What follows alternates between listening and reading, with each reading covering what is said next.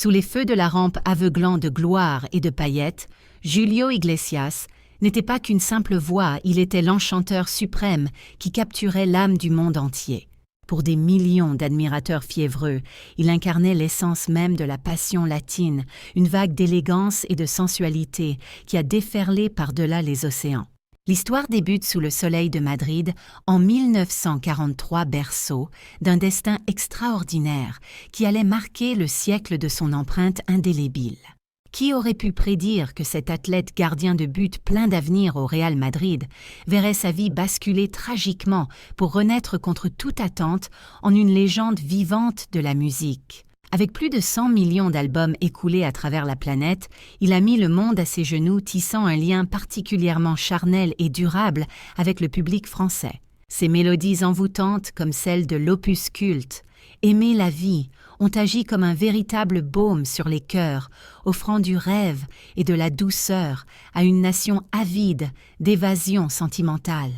Mais ne vous y trompez pas, derrière le sourire ravageur du séducteur éternel se tapissaient des ombres menaçantes, des silences assourdissants qui ont lourdement pesé sur son quotidien.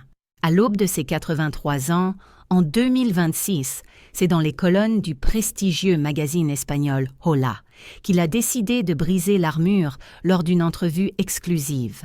Dans cette confession choc publiée le 2 avril, il s'est livré sans filtre, alors même qu'il se trouve en plein tournage de sa biographie documentaire pour le géant du streaming Netflix. Teasé dès le 8 février 2024, ce projet pharaonique est toujours sur les rails, comme l'ont confirmé les dernières indiscrétions du Times, datées du 18 mars 2026. Fendant enfin l'épais brouillard de mystère qui l'entoure, la star a levé le voile sur 3 blessures béantes, 3 traumatismes profonds qu'il n'a jamais su pardonner au destin. D'abord, ce maudit accident de la route du 22 septembre 1963, le drame fondateur qui a fauché sa jeunesse sportive en pleine gloire et brisé ses rêves de stade. Ensuite, la tyrannie des producteurs qui l'ont façonné comme une simple marchandise marketing, sans oublier le harcèlement médiatique constant et les rumeurs toxiques sur son état de santé. Des rumeurs qu'il a balayées d'un revers de main en avril 2026, martelant avec une vigueur renouvelée qu'il se porte comme un charme grâce à une discipline de fer et une prudence extrême. Comment une telle icône, symbole absolu de l'amour et de la résilience, a-t-elle pu dissimuler de telles fêlures invisibles pendant tant de décennies, sans jamais flancher en public? Qui sont les coupables ayant transformé son don divin en une cage dorée étouffante, le privant cruellement de la tranquillité d'une existence ordinaire, loin des flashs? Quel secret inavouable enfoui dans les coulisses pailletées du succès l'a poussé à l'aube de ses 83 ans à cette confession aux allures d'exutoire libérateur? Ces interrogations nous entraînent dans les méandres d'une vie en clair-obscur, où les projecteurs éblouissants des scènes ne servent souvent qu'à masquer les ténèbres les plus intimes. Au cœur d'un show business souvent impitoyable, Julio Iglesias apparaît désormais comme le survivant magnifique qui, malgré les lauriers et les honneurs, a dû affronter l'exploitation de son âme. Aujourd'hui, alors que les caméras de Netflix immortalisent sa vérité pour une diffusion mondiale très attendue vers la fin de l'année 2026, en se basant sur les extraits poignants dévoilés sur YouTube, en août 2026, nous plongeons dans cette vertigineuse épopée des sommets de la gloire aux abîmes de la solitude. Jusqu'à cette ultime résurrection tardive, où la parole se libère enfin, nous rappelant brutalement que derrière la légende intouchable palpite le cœur d'un homme vulnérable. L'ascension fulgurante de Julio Iglesias vers le panthéon des stars s'écrit comme un roman d'une beauté tragique et épique, digne des plus grands scénarios de cinéma. C'est l'histoire bouleversante d'un jeune homme brisé par la fatalité qui a su se réinventer totalement pour devenir une figure culturelle inébranlable et adorée. Tout bascule cette nuit fatidique du 22 septembre 1963, lorsque le fracas de la tôle froissée met un terme brutal et définitif à ses rêves de gardien de but au Real Madrid. Cloué sur un lit d'hôpital pendant des mois interminables de convalescence, c'est le cadeau providentiel d'une infirmière, une simple guitare, qui va allumer la flamme de sa véritable vocation musicale. De ses débuts modestes en Espagne, il se hisse jusqu'au triomphe de 1968, représentant fièrement son pays à l'Eurovision, avec son titre emblématique « La vida sigue igual ». Cette mélodie n'était pas qu'une simple chanson, c'était le coup d'envoi retentissant d'une carrière qui allait propulser son patronyme à travers toute l'Europe selon les archives du concours. Très vite, Giulio s'impose comme l'incarnation du romantisme moderne et de la résilience pour une génération européenne post-guerre qui avait une soif immense de douceur et d'espoir. Et la France a la France. L'Hexagone succombe totalement à cette voie de velours qui offrait une échappatoire divine aux réalités parfois moroses de la reconstruction. En 1978, il déclare sa flamme au public français avec l'album « Aimer la vie », un chef-d'œuvre entièrement interprété dans la langue de Molière et façonné avec l'élite des musiciens parisiens. Il a su capturer l'âme d'une France en pleine effervescence culturelle, ses refrains tournant en boucle sur les ondes et s'imprimant durablement dans la mémoire collective. Les chiffres donnent le vertige, plus de 500 000 exemplaires arrachés. Rien qu'en France, un véritable raz-de-marée commercial, d'après les rapports de l'industrie musicale de l'époque. Chacune de ses apparitions télévisées se transformait en grand-messe, où son charisme latin redonnait des couleurs et de l'espoir à un public marqué par les années d'austérité passées. Il est devenu l'archétype de l'idole sans frontières, le latin lover, fantasmé et idéalisé, qui brisait les barrières linguistiques d'un simple regard ténébreux. La preuve ultime de son statut, son duo mythique en 1984 avec le monument Charles Aznavour sur le titre « To All the Girls I've Loved Before ». Une collaboration magistrale qui a fusionné avec une élégance rare la tradition de la chanson française et la chaleur vibrante des rythmes espagnols. Au fil des décennies, sa machine à tubes a continué de tourner avec une précision d'orfèvre, enchaînant les succès planétaires sans jamais s'essouffler. L'album 1100 Bel Air Place, enregistré en 1984, sous le soleil de Los Angeles avec des légendes comme Willie Nelson, marque un tournant décisif. Ce disque a propulsé Giulio à l'assaut du marché américain, décrochant le platine et dépassant le million de copies vendues en un temps record sur le sol de l'oncle Sam. D'après les certifications de la RIAA de cette année glorieuse, il ne s'agissait pas seulement d'un triomphe commercial, mais d'un véritable séisme culturel dans l'industrie. C'était la preuve éclatante de son génie conquérant, devenant le tout premier artiste non anglophone à trôner au sommet des charts du prestigieux Billboard américain. Ses tournées mondiales déplaçaient des marées humaines, affichant complet partout où chaque note chantée déclenchait une hystérie de joie collective indescriptible.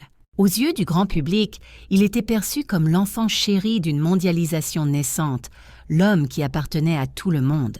Un magicien dont la voix de soie maquillait habilement ses propres épreuves pour offrir au monde un rêve accessible, beau et éternel. Si l'on contemple la vitrine de ses trophées, notamment ce prestigieux Grammy Latino, couronnant l'ensemble de sa carrière en 2000, un tout laisse penser à une réussite absolue. Ces distinctions ne faisaient que confirmer son statut de monstre sacré, vénéré aux quatre coins de la planète, comme une véritable divinité de la chanson romantique. Mais il ne faut pas se fier aux apparences, car derrière les paillettes et les sourires de façade, une pression dévorante commençait à fissurer le vernis, transformant le plaisir pur de chanter en une épreuve d'endurance lors de sessions d'enregistrement interminables. Giulio Iglesias incarnait bien plus qu'une simple vedette de la musique. Il était devenu une sorte d'ambassadeur de charme, un symbole vivant pour l'Espagne et pour une Europe rêvant de fraternité où chacune de ses mélodies semblait promettre des lendemains qui chantent et une harmonie universelle.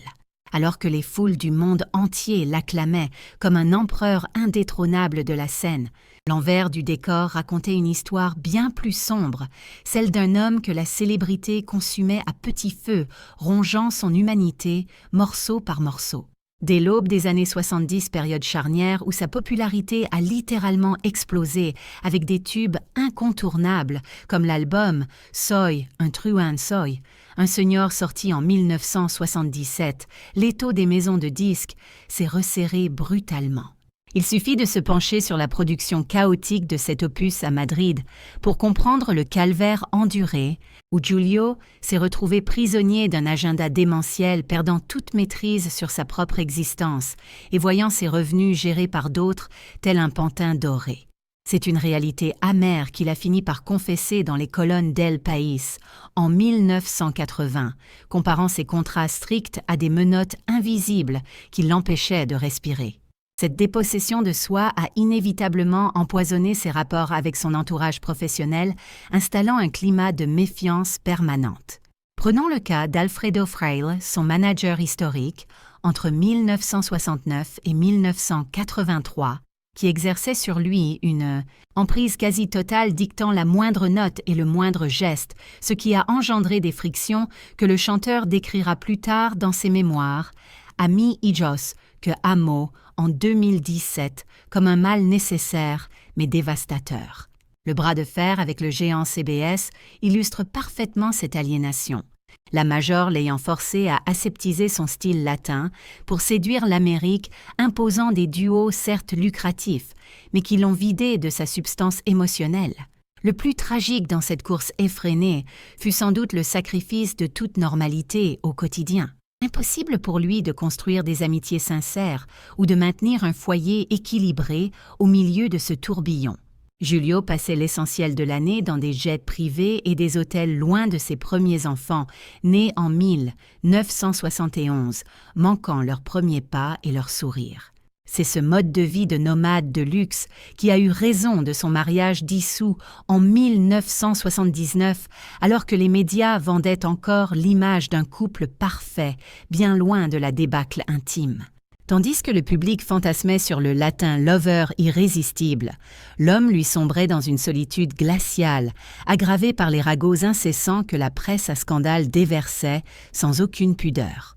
Cette surexposition médiatique a fini par réduire l'artiste à un simple produit de consommation courante, un constat amer que Giulio a lui-même dressé dans les pages du magazine Hola en avril 2026, expliquant avec émotion comment ces violations de sa vie privée avaient envolé sa tranquillité d'esprit sans que personne, ni ses proches, ni ses patrons, ne puissent le protéger.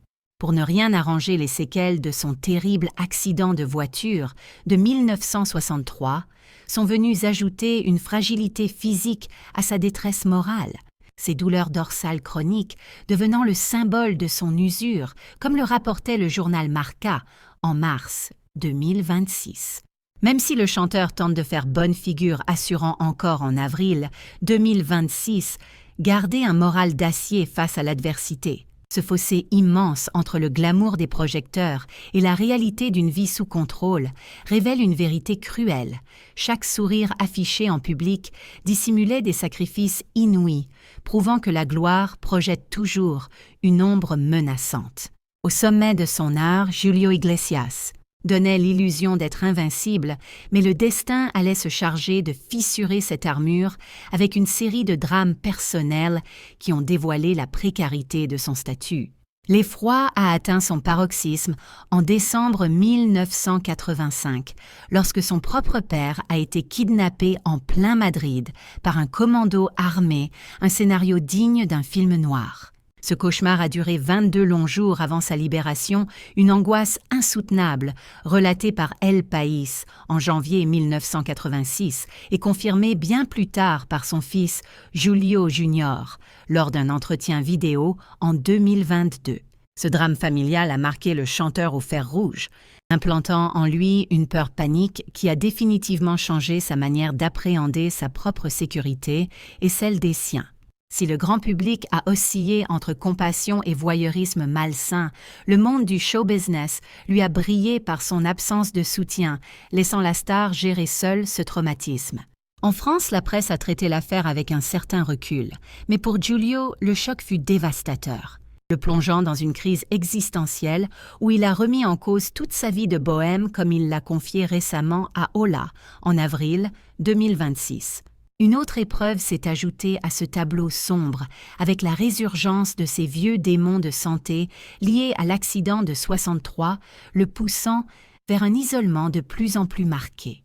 Comme si cela ne suffisait pas, le feuilleton judiciaire concernant la paternité de Javier Santos, validé par la justice espagnole en juillet 2019 et réaffirmé en 2021 selon les informations de Hola, a éclaté comme une bombe, livrant son intimité en pâture aux tabloïds. Les fans ont accueilli la nouvelle avec stupeur, certains ne cachant pas leur déception, alors que l'industrie musicale restait de marbre, confirmant une fois de plus son indifférence totale envers l'humain. Accablé par ces tempêtes successives, Julio a pris la décision de se mettre en retrait, choisissant une existence quasi monacale entre ses résidences de Miami et des Bahamas depuis 2011, une retraite dorée, décrite par El Herald en septembre 2026, comme l'unique moyen de sauver sa santé mentale. Cette période de repli témoigne du coût exorbitant du succès, l'artiste traversant une crise intérieure majeure qui préparait le terrain pour ses révélations actuelles. Aujourd'hui, du haut de ses 83 ans, en cette année 2026, Julio Iglesias décide enfin de briser le silence et de tomber le masque. Le rideau tombe enfin sur les spectres qui ont tourmenté ses nuits, marquant l'instant précis où le maestro reprend souverainement les rênes de son incroyable destin. Cette reprise de contrôle éclate au grand jour dans les pages glacées de Hola, lors d'un entretien choc et exclusif, publié le 2 avril 2026. Depuis son refuge doré sous le soleil de Miami, il brise le silence pour tordre le cou aux rumeurs alarmistes, assurant avec une vigueur surprenante qu'il se porte comme un charme tout en restant vigilant sur sa condition. Tout ceci se déroule dans les coulisses du tournage très attendu de sa série Confessions pour la plateforme Netflix, un projet titanesque révélé au monde le 8 février 2024 et dont la production bat son plein selon les informations du Times du 18 mars 2026, confirmant que Julio ne fait pas de la figuration, mais s'investit corps et âme. Il transforme les caméras en véritable confessionnal pour excommunier ces vieux démons et déterrer des vérités que l'on croyait à jamais ensevelies. Dans ces extraits explosifs diffusés sur la toile en août 2026, l'icône latine pointe du doigt 3 traumatismes indélébiles, 3 cicatrices qu'il n'a jamais pu refermer. Chacune de ces révélations est une plaie ouverte, un souvenir à vif qu'il n'a jamais accordé le droit d'absoudre. D'abord, ce fatidique accident de la route du 22 septembre 1963, brisant net son rêve de gardien de but au Real Madrid et lui léguant un héritage de douleur, comme cet ostéoblastome au dos évoqué dans Hola.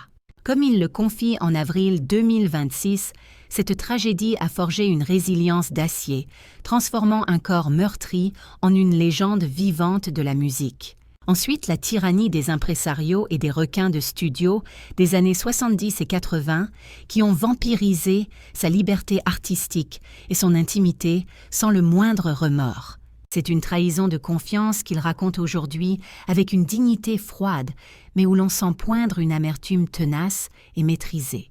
Enfin, la machine médiatique impitoyable qui s'est repue de fausses nouvelles sur son agonie, creusant sa solitude au mépris de la vérité. Un scandale dénoncé avec véhémence dans Marca le 30 mars 2026. Loin de s'effondrer, Julio orchestre ici sa libération. C'est une reprise de pouvoir magistrale inspirante et non larmoyante qui force le respect. La réaction planétaire oscille entre la stupéfaction totale et une vague d'affection immense pour le chanteur.